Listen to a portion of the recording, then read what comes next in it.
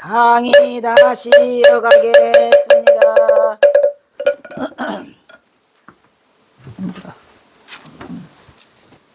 도집강에 선임된 농민군 대표 송이옥. 송이옥이 나이가 많았어요. 전라감사 김학진이 총괄하는 새로운 형식의 자치리더가 출연하였으니 관민상하였다며. 관민상하가 뭐죠? 이름이 멋지잖아요. 관과 민이 서로 조화를 이루자. 조화? 관민상하. 멋진 이름이죠. 관과 민이 서로 조화를 이뤄서 잘 슬기롭게 개쳐나가다.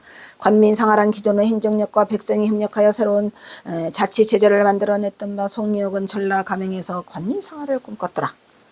전라 감영 지금도 있어요. 전봉준이 잡혀서 문초를 받을 적에 일본 영사는 송이옥의 대필 문제는 집요하게 물었으나 다행히 정백현에 대한 문초가 없었어요. 왜 그러냐면 송이옥이 전봉준과 관계가 있다는 거, 인척관계가 된다는 걸 알아가지고 그냥 송이옥만 그냥, 그리고 또 정백현은 그 대원군과 관계가 없어요. 근데 송이옥은 대원군과 관계가 있어가지고 이 대원군이 정치적 사건에서 중요한 인물을 그 자리를 차지하고 있기 때문에 혹시 대원군이 사주를 했냐 그러면 이제 엄벌을 내려갖고 뭐를 하려고 끝까지 물었는데 전봉준이 발뺌을 하고 있는 거죠. 아마 정백현이 잡히지 않았어요. 정백현은 또 도망갔죠. 아이고 또 배가 고프니 물로 채웁시다.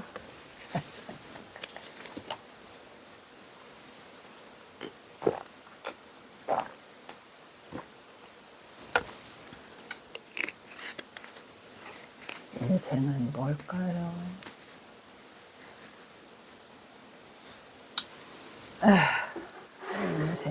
인생은 뭐란 말이야. 인생 일장 춘몽이라더니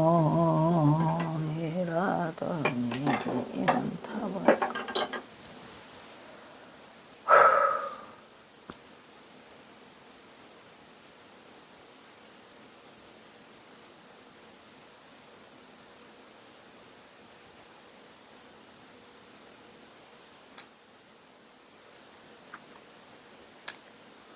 아이고 통학놈이 빨리 지나가야 되는데 언제 끝나냐. 이때 전봉준은 문초를 받을 때 집정 농민 봉규에 연루되지 않거나 발각되지 않아서 잡히지 않은 사람은 철저하게 보여줬어요. 아주 이 전봉준이 대단하다는 거는 이 공초를 보면서 제가 느꼈는데 그냥 의지가 심지가 굳기로 그냥 어떻게 그렇게 잘 잡았대요. 송이옥도 대원군을 모른다. 나는 송이옥 모른다. 대원군을 본 적도 없다. 이렇게 막 잡아떼는 이 전봉준을 보고, 그리고 여기 써 있잖아요. 지금 동학농민 봉기에서 연루되지 않은 사람이나 발각되지 않은 사람은 철저하게 전봉준이 보호를 해줘요. 죽으니까. 철저하게 보호했음이 관련 기록에 나타나고 있습니다. 공조 원평 태인 전투가 끝난 뒤 정백현은 집안에 있던 모든 관련 문서를 다 불태워버려요. 그래서 흔적을 남기지 않죠. 그때는 그냥 동학의 동자 꼬레미만 보여도 다 잡아 죽이니까.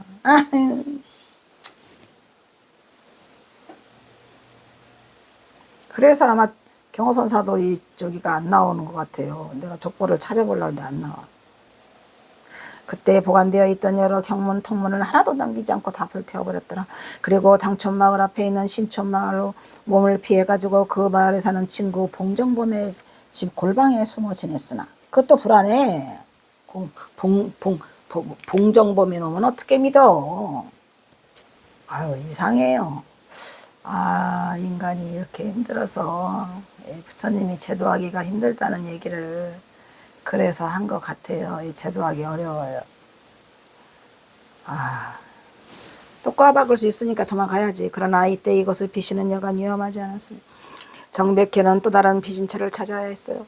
몸을 숨길 적에는 살던 곳에서 멀리 떠나야 한다. 배반단을 더 친지나 주변에 가까운 놈이 배반을 하니까 항상 환장하는 거죠. 이게 그냥 믿었는데 늘 친지나 주변 인물에서 나오기 때문이다. 정백현은 약 석 달 동안 골방에서 몸을 숨기다가 서울로 튀어. 그것도 한 곳에 있으면 또 안 돼. 여러 곳을 전전하면서 그들의 집으로 숨어들었으니 이렇게 정백현은 농민천정의 지도자 중에서 몇 안 되는 진짜 끝까지 살아남은 사람 인물이었으다. 대신 그의 아버지가 불행한 일이죠. 정백현이가 안 나타나니까 그 연좌제라고 있잖아요. 연좌제로 해가지고 그 같은 핏줄이 연좌제로 죽어. 그래서 아버지를 가서 사형시켜요. 이런 쳐죽일 놈들이 있냐고. 사람 놈들이 아니라니까. 아휴, 그냥 내 속에서 그냥 우라통 그냥 불을 끄라.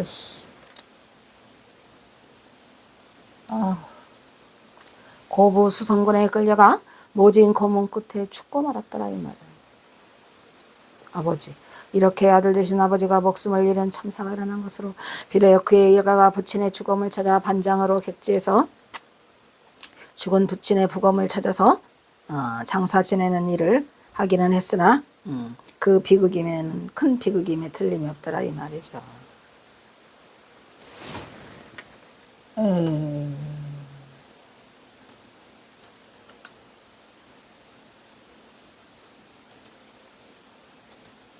힘들다.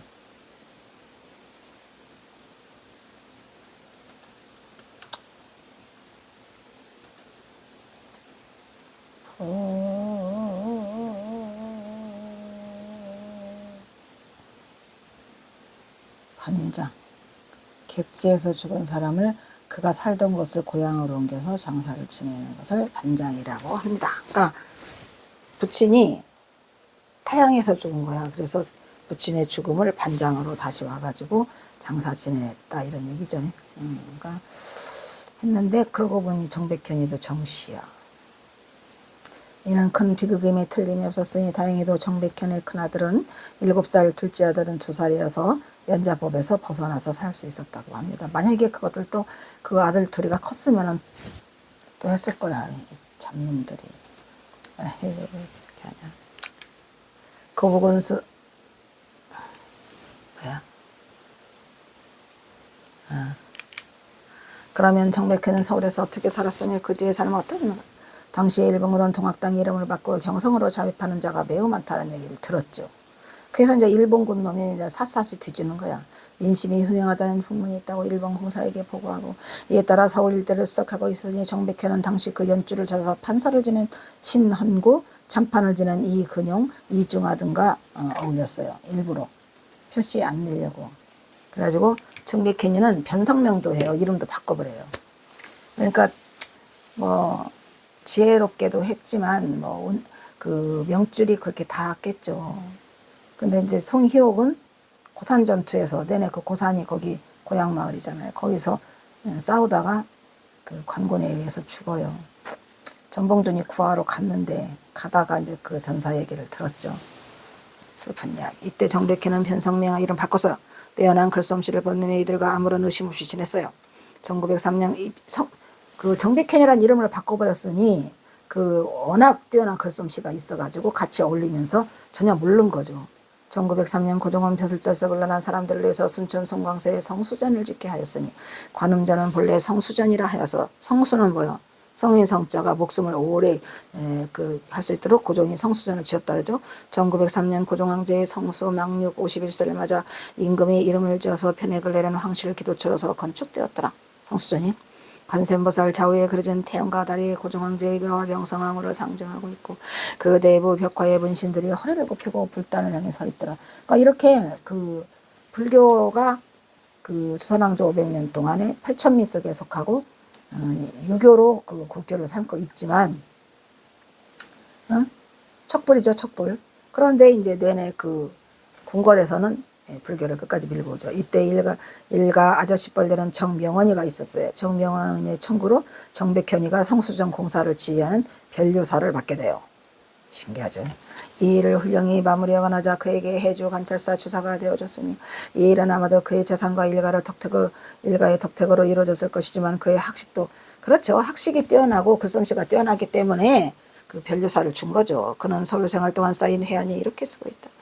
올해 한 모퉁이에 머물면서 고향 소식을 못 들은 지금이 2년이다. 가사가 장차 어느 지경에 이르렀는지 이제 집이 얼마나 다 풍비박산이 되고 망해서 살기가 어렵지 않느냐 집안 걱정을 한 거죠. 심사가 정해지지 않고 가슴이 찢어지더라.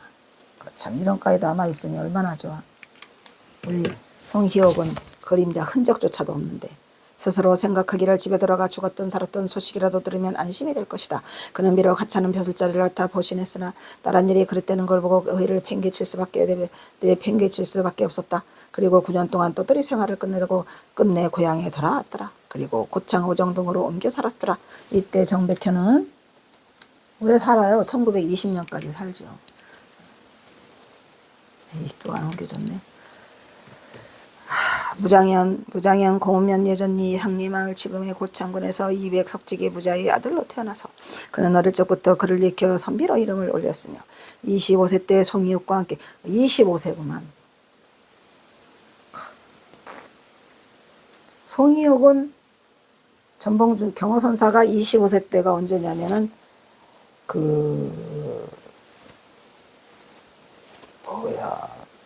25세 때 전봉준 장군 혼사 날짜하고 연기 의제를 25세 때 써요. 그렇게 하고 전봉준 장군이 41세 때 죽으니까 40세가 됐는데 어리다, 진짜 어리다.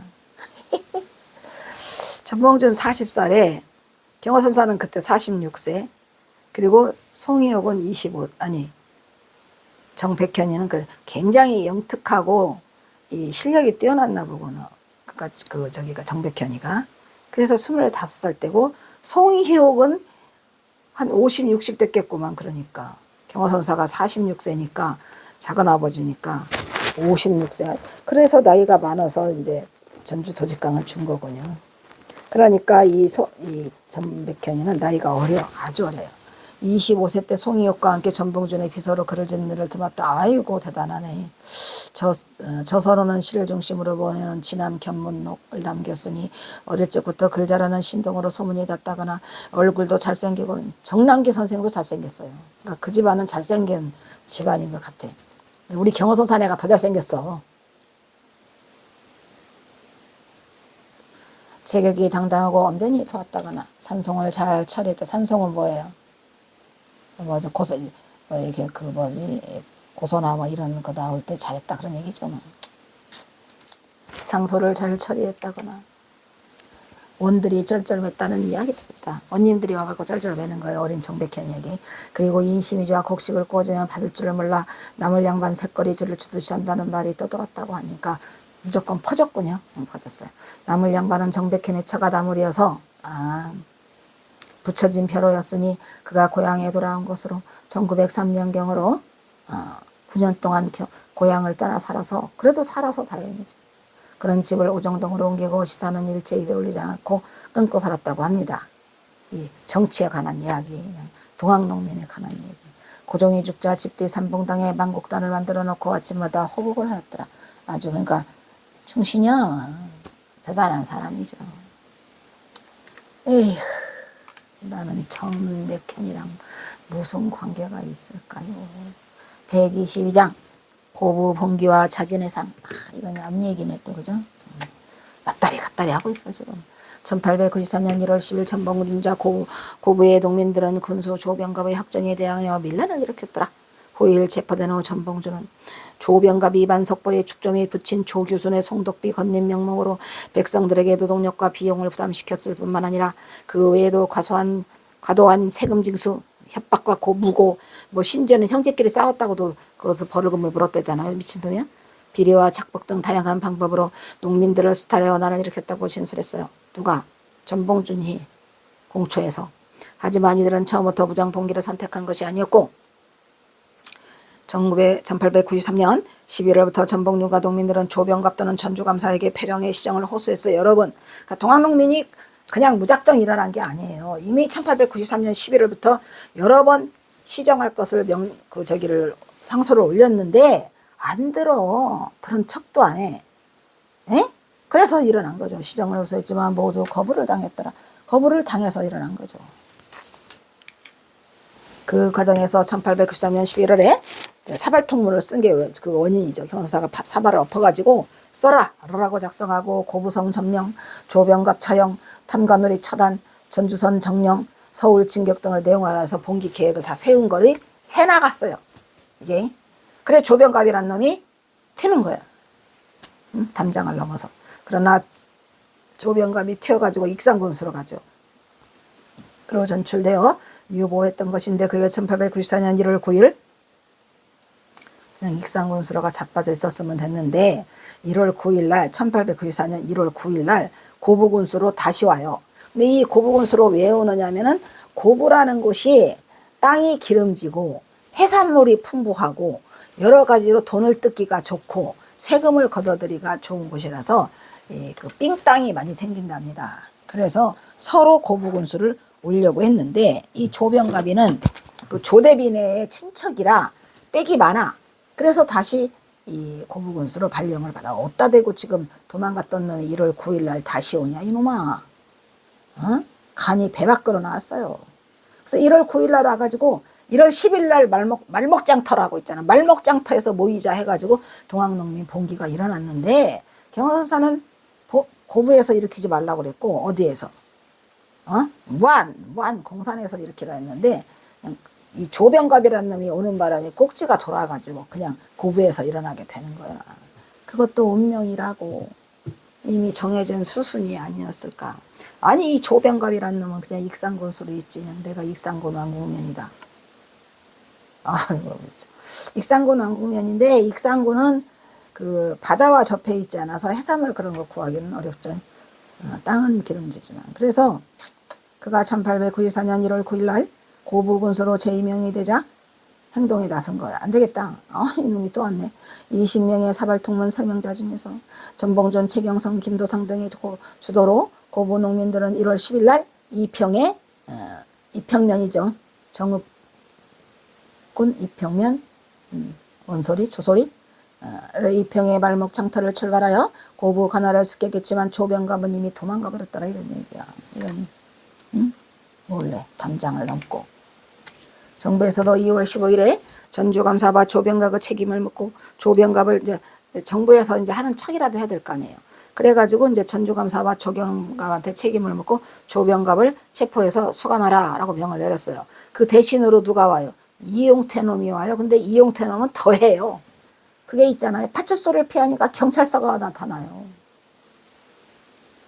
그러니까 이용태는 이제 앙심을 품고 오는 거죠. 이것들이 감히 그 조병갑이를 수갑을 채우다니 막 이래가면서 이제 와가지고 따지는 거야. 이때 박원명을 신인군수로 임명하는 한편 이용태를 안핵사로 파견하여 사태를 수습하도록 했다. 그 정도 밀란의 원인은 타막한 관리가 백성을 침탈한 데 있다고 보고 관리들을 시찰하는 훈유문, 저번에는 효유문이었죠. 효유문은 백성들에게 타일내는 훈유문은 관리들에게 이걸 잘해라. 그래서 훈유문을 내렸고 박원명이도 그러니까 신인 군수로 온 거예요. 그리고 안핵사 이용태 놈이 이제 나쁜 놈이 또 왔죠. 3월 초 농민들에게 죄를 용서하니 집으로 돌아가서 생업에 힘쓰라고 권유했더라. 이제 저기를 인심을 좀 쓰는 거지. 인심. 정부에서도 2월 15일에 전주감사와 조병갑의 책임을 묻고 이거 했어? 전봉준은 2월 20일경 봉기를 전라도 전역으로 확산시켰더라. 확산하고자 2월 20일경 두 번 썼나 봐. 보국 안민을 취지로 하는 창의 경문, 창의문이죠. 오늘 격지로 보내고 함열에 조창이 뭐예요? 창고, 쇠고기의 수송과 보관을 위하여 강가나 바닷가에 지어놓은 곶집, 창고죠. 그러니까 세금을 걷어들이는 창고를 곶집, 조창이라 그랬어요. 를 습격해서 전 운영을 격파할 것을 촉구하지만 했지만 이제 왜 그러냐면은 이제 우선 일단은 그 창고를 부셔야 먹을 것이 있잖아요. 못 먹고 굶주리는데 어떻게 전쟁을 나가겠습니까? 그러니까 농민들한테 곶집을 혁파하라고 했어요. 지역 경계를 넘으면 반란이 됨을 우려한 농민들이 경계를 못 넘어 이를 거부했어요. 결국 1894년 3월 3일에 박원명의 회유와 설득을 믿고 해산을 하는 거예요. 봉기를 하지 못하고. 동학농민혁명은 1882년 이후에 각종 사회의 혼란과 정부의 부패로 인심이 동요하던 가운데 고부군수 조병갑의 행포가 도화선이 돼서 농민운동을 일으켰던 거예요. 결국은 조병갑이 놈 때문에 도화선이 된 거죠. 원래 이 뿌리는 뭐예요? 1882년에 이모군란이죠. 이모군란이 왜 일어났죠? 그 저기 때 거기다가 막 쌀에다가 뭐를 섞어줘. 모래를 섞어서 막 주거든요. 이모군란이. 1882년 90군대를 폐지해요. 또 이것도 있다 참. 신식군대라 해가지고 일본 놈이 들어와가지고 지네 신식군대를 만들고 이 우리나라의 90군대를 폐지하면서 거기다가 뭐지 봉급으로 그걸 주는데 쌀을 주는데 거기다가 섞어서 줘. 모래랑 섞어서 무게 만들려고. 그래가 주니까 난리가 난 거죠.